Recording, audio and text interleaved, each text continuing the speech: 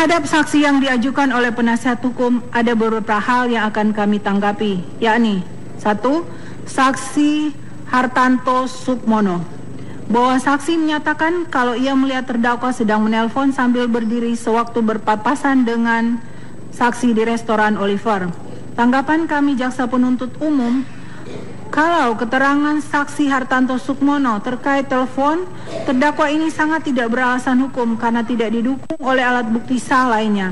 Hal ini juga diperkuat dengan hasil rekaman CCTV restoran Oliver yang sama sekali tidak menunjukkan adanya gerakan telepon dari terdakwa sambil berdiri saat berpapasan dengan saksi Hartanto Sukmono, di mana saat memberikan keterangan di persidangan, saksi juga tidak yakin kapan tepatnya kejadian tersebut sehingga tidak ada alat bukti keterangan saksi yang dapat mengkonfirmasi kebenaran pernyataannya. Selain itu, apabila dilihat dari konsistensi keterangan Hartanto Sukmono yang telah diberikan di persidangan, penuntut umum menilai bahwa keterangannya tidak dapat dinilai secara hukum karena terdapat kontradiksi dalam keterangan yang telah disampaikan sehubungan dengan perjalanan Mirna yang diantar menggunakan kursi roda oleh saksi Bon Juwita alias Hani, saksi Devi Krisnawati Siagian dan terdakwa yang pada faktanya berdasarkan keterangan saksi Bon Juwita alias Hani, saksi Devi Krisnawati Siagian dan terdakwa serta diperkuat dengan hasil rekaman CCTV, korban Mirna diantar keluar restoran Oliver melewati bar. Padahal saksi Hartanto Sukmono dengan yakinnya mengatakan bahwa korban Mirna diantarkan keluar restoran Oliver melewati belakang tempat duduknya. Berdasarkan hal tersebut di atas, maka dapat dipastikan bahwa saksi Hartanto Sukmono telah keliru dalam mengingat rangkaian kejadian yang terjadi di restoran Oliver pada tanggal 6 Januari tahun 2016 sehingga keterangan yang meragukan dan patut untuk dikesampingkan oleh majelis hakim karena tidak sesuai dengan pasal 185 ayat 6 huruf A, C, dan D KUHP. Saksi Renata Sihombing, bahwa keterangan saksi Renata Sihombing sudah sepatutnya ditolak oleh majelis hakim karena keterangannya hanya berupa informasi mengenai pengalaman hidupnya saja tanpa menjelaskan mengetahui suatu peristiwa pidana yang melibatkan terdakwa sebagaimana yang ia lihat, dengar, dan alami sendiri, serta keterangan dari saksi Renata Sihombing ini juga tidak ada relevansinya dengan perkara pidana yang melibatkan terdakwa, sehingga tidak ada kesesuaian dengan ketentuan pasal 1 ayat pasal 1 ayat 27 KUHP perihal makna keterangan saksi. Putusan Mahkamah Konstitusi nomor 65 garing PPU titik 8 angka Romawi tahun 2010 tanggal 8 Februari 2010 perihal perluasan makna saksi ataupun pasal 184 ayat 1 huruf A KUHP dan pasal 185 KUHP perihal alat bukti keterangan saksi. 7. Terhadap keterangan terdakwa, bahwa atas keterangan terdakwa di persidangan yang banyak mengatakan lupa atau tidak ingat atas peristiwa yang terjadi pada hari Rabu tanggal 6 Januari tahun 2016 di restoran Oliver atas pertanyaan penuntut umum dan majelis hakim, sementara memiliki ingatan yang sangat tajam apabila ditanya oleh penasihat hukum terkait peristiwa yang jangka waktunya lebih lama dari tahun 2016, tidak mau menjawab beberapa pertanyaan yang diajukan oleh penuntut umum dan majelis hakim, tidak mengakui sosok terdakwa yang terekam dalam CCTV, tidak mengakui menyusun paper bag, tidak mengakui berita acara rekonstruksi, tidak mengakui menyentuh dan memindahkan sedotan dan gelas yang berisi Vietnam Ice Coffee di meja 54 dan lain-lain, di mana terdakwa pada intinya menyangkal atau menolak semua keterangan para saksi dan atau para ahli serta surat yang saling bersesuaian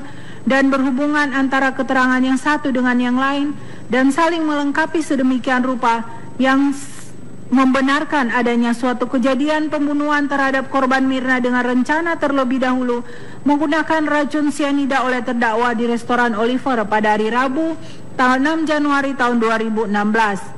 Maka terkait pengingkaran ini dapat mengacu pada beberapa jurisprudensi dan peraturan perundang-undangan, yakni pasal 189 ayat 3 KUHP. Keterangan terdakwa hanya dapat digunakan terhadap dirinya sendiri. Pasal 17 ayat 1 Undang-Undang Nomor 48 Tahun 2009 tentang kekuasaan kehakiman mengatur pihak yang diadili mempunyai hak ingkar terhadap hakim yang mengadili perkaranya. Sedangkan pasal 17 ayat 2 disebutkan, hak ingkar adalah hak seorang yang diadili untuk mengajukan keberatan yang disertai dengan alasan terhadap seorang hakim yang mengadili perkaranya. Sehingga frase mengenai yang disertai dengan alasan adalah bahwa dalam mengingkari keterangan tersebut, maka tersangka atau terdakwa pun harus disertai dengan bukti-bukti yang mendukung sehingga keterangan terdakwa nantinya tidak bernilai. Putusan Mahkamah Agung tanggal 20 September tahun 1977 nomor 177 K/KR/1965 bahwa pengakuan para terdakwa 1 dan 2 di muka polisi dan jaksa ditinjau dalam hubungannya satu sama lain dapat dipergunakan sebagai petunjuk untuk menetapkan kesalahan terdakwa. Putusan Mahkamah Agung tanggal 23 Februari tahun 1965 nomor 299 K/KR/1959 menyatakan pengakuan terdakwa di luar sidang yang kemudian dalam sidang pengadilan dicabut tanpa alasan yang mendasar merupakan petunjuk tentang kesalahan terdakwa. Putusan Mahkamah Agung nomor 414 K/PIT/1984 tanggal 11 Desember tahun 1984, pencabutan keterangan terdakwa di persidangan tidak dapat diterima karena pencabutan keterangan tersebut tidak beralasan. Putusan Mahkamah Agung nomor 85 K/KR/1959 tanggal 27 September tahun 1960, suatu pengakuan tidak dapat ditiadakan karena alasan tidak dimengerti. Oleh karena itu, dalam menilai keterangan dari terdakwa ini harus mencermati dengan sesama tentang alasan dari penyangkalannya itu agar tidak terjebak dalam manipulasi yang dilakukan oleh terdakwa dalam upaya untuk keluar dari jerat hukum. Bahwa beberapa fakta hukum yang disangkal ataupun ditutupi oleh terdakwa tanpa alasan yang berdasar selama dalam persidangan adalah sebagai berikut. Terdakwa pernah mengikuti pelatihan pertolongan pertama pada korban yang dilakukan pada minggu pertama kerja di ambulans, sehingga dalam hal ini terdakwa punya keahlian dan kemampuan untuk melakukan pertolongan pertama, namun keahlian itu tidak terdakwa gunakan untuk mencoba menolong korban Mirna. Terdakwa tidak mengakui menceritakan nama pacarnya yang bernama Patrick kepada korban Mirna, namun ternyata saksi Arif Setiawan Sumarko mengetahui tentang nama pacar terdakwa yang bernama Patrick itu. 3. Terdakwa tidak mengakui keterangan dalam BAP Christy Lois Carter yang bersesuaian dengan keterangan dan hasil pemeriksaan dari ahli psikiatri forensik Dr. Natalia sehubungan dengan terdakwa mempunyai dua kepribadian yang berbeda, di mana kadang terdakwa terlihat seperti orang baik, murah senyum, namun tiba-tiba bisa langsung berubah menjadi pemarah jika ada orang yang tidak mengikuti apa kemauannya, dan terdakwa suka memanipulasi perhatian dari seseorang agar orang simpati kepada terdakwa, dan responnya bisa membuat terdakwa menjadi sangat marah dan juga bersikap dingin apabila terdakwa tidak mendapat perhatian dari orang tersebut, dan terdakwa orangnya licik dan suka berbohong untuk mendapatkan sesuatu yang diinginkannya. 2. Terdakwa pernah menceritakan kalau ada kawan perempuannya yang akan menikah di Indonesia yang katanya akan menikah dengan mantan pacar terdakwa, namun terdakwa tidak menjelaskan siapa nama kawannya yang akan menikah. Bahwa mulai akhir tahun 2014 hubungan terdakwa dengan Patrick mulai renggang, di mana terdakwa sangat terobsesi sekali dengan Patrick, dan terdakwa juga sangat cemburuan jika ada perempuan yang dekat dengan Patrick. Lalu, sekitar awal tahun 2015, hubungan antara terdakwa dengan Patrick mulai retak.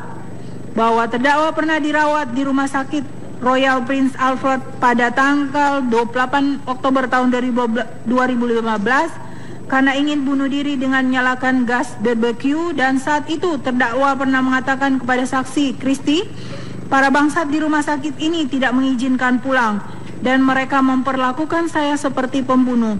Seandainya saya ingin membunuh orang, maka saya tahu pasti caranya.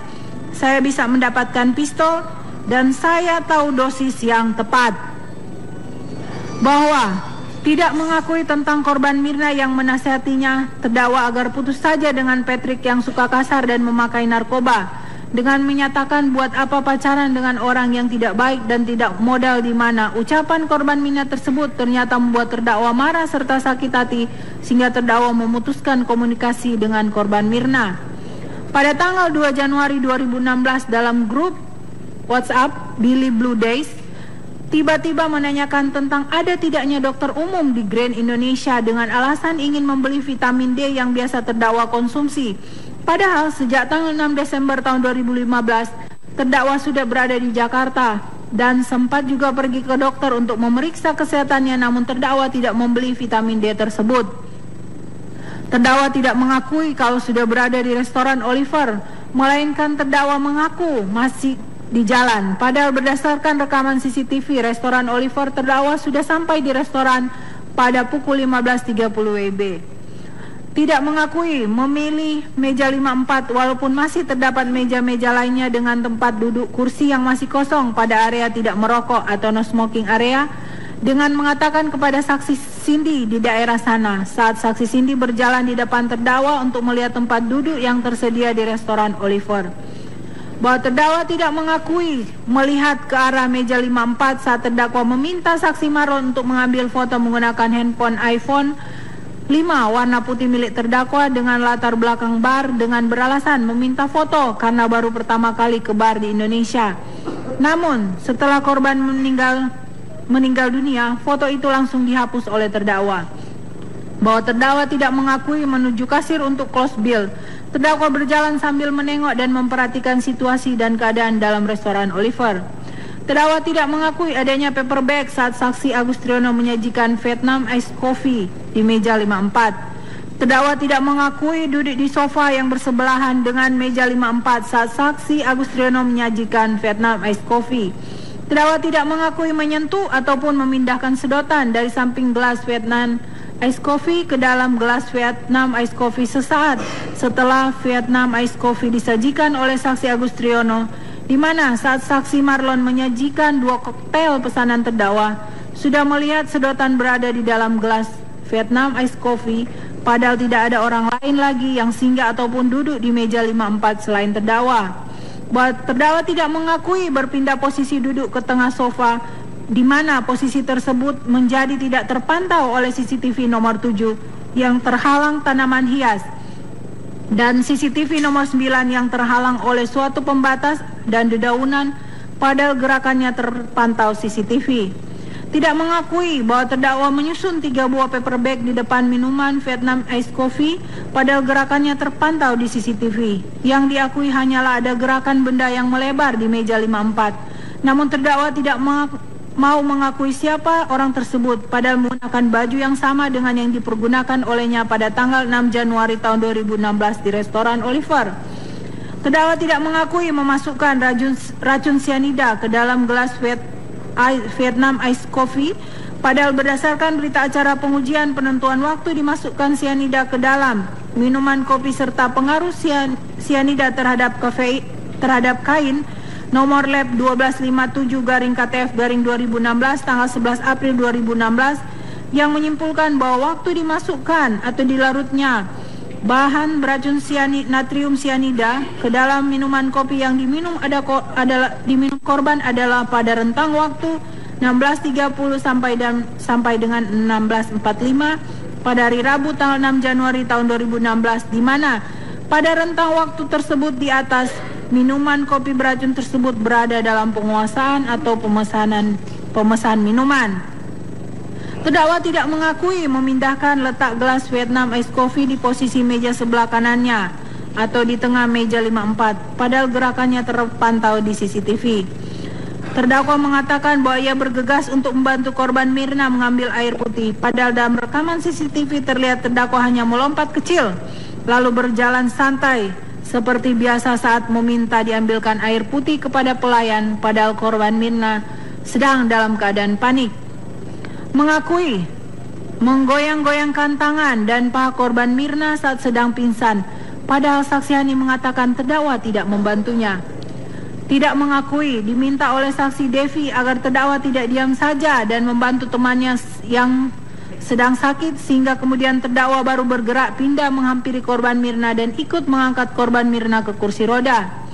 Terdakwa menolak mengakui hasil berita acara rekonstruksi, padahal dilakukan oleh terdakwa dalam keadaan sadar dan tanpa keberatan yang disampaikan kepada penyidik.